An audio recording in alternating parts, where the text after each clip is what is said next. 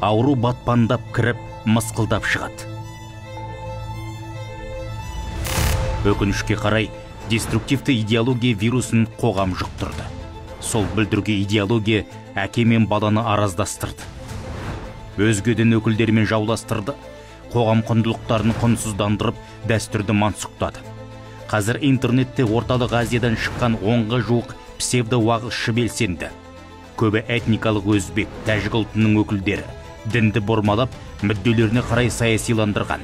Алаңдататыны бұлар кәмелет жасына толмағандарға тұзақ құра бастады. Қайырымдылықты бүркемеленген экстремистер бейресми марказдар арқылы арбайды.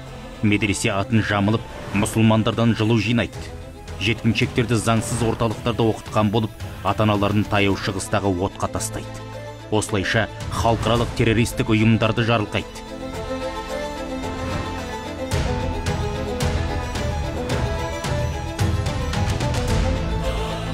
Ақпараттық технологияны тиімді пайдаланған радикалдар заһарларын түрлі әдіспен таратады.